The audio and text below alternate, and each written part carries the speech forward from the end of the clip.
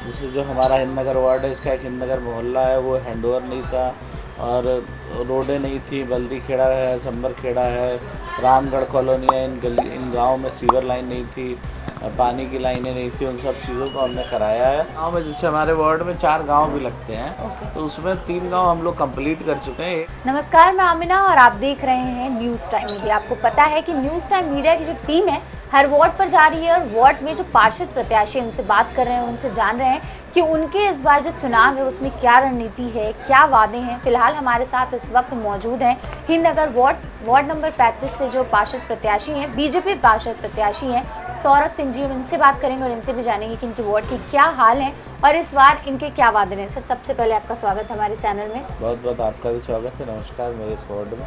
Sir, मेरा तो पहला क्वेश्चन रहेगा, क्योंकि 2 बार से आप निर्दलीय रह चुके हैं, मतलब पिछले 10 साल से इस वार्ड को जान रहे हैं। इससे पहले जो, जैसे मैंने आपसे पूछा कि कांग्रेस प्रत्याशी थी यहाँ पर, उस वक्त कैसा माहौल था सर, इस वार्ड की क्या स्थिति थी और अभी में क्या फ़र्क आया? देखिए, जब मैं पार्षद बना था उस वक्त यहाँ की काफ़ी ख़राब स्थिति थी। जैसे जो हमारा हिंदनगर वार्ड है, इसका एक हिंदनगर मोहल्ला है, वो हैंडओवर नहीं था और रोडें नहीं थी। बल्दी खेड़ा है, संबर खेड़ा है, रामगढ़ कॉलोनी है, इन गाँव में सीवर लाइन नहीं थी, पानी की लाइनें नहीं थी। उन सब चीज़ों को हमने कराया है।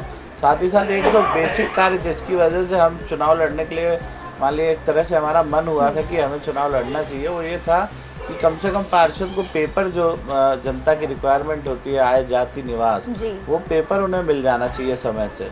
वो कागज़ भी समय से नहीं मिल पाता था। हमने अपने कार्यकाल में ये प्रयास किया कि जनता को इन चीज़ों के लिए भटकना ना पड़े।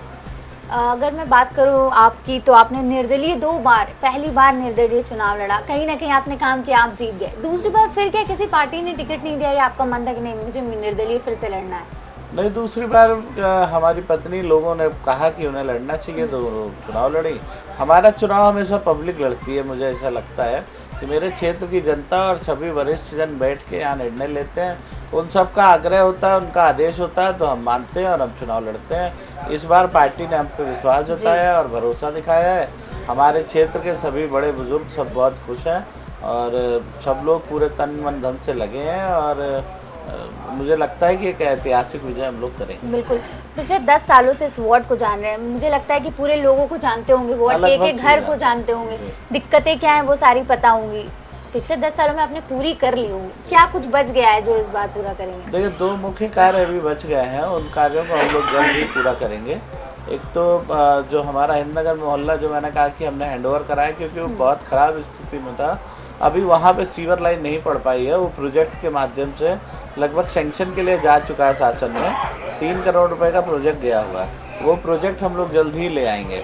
साथ ही साथ एक बरगवा हमारे गांव में, जिससे हमारे वार्ड में 4 गांव भी लगते हैं, तो उसमें 3 गांव हम लोग कंप्लीट कर चुके हैं। एक गांव जो बरगवा है वो अभी बचा हुआ है।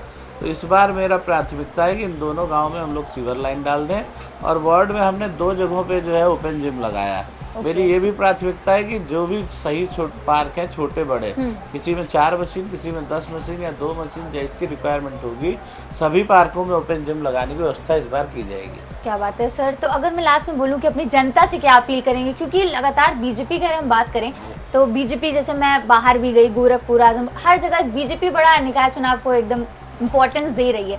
आप लोगों को क्या लग रहा है सर, इस बार 110 वार्ड में कितने लोगों की जीत होगी? मुझे लगता है लखनऊ में ऐतिहासिक जीत होगी और सबसे ज़्यादा पार्षद भारतीय जनता पार्टी के इस बार जीत के आएंगे। और एक अच्छा प्रशासन, शासन उत्तर प्रदेश सरकार द्वारा, भारत सरकार द्वारा लगातार अपने इस हिंदुस्तान में किया जा रहा है।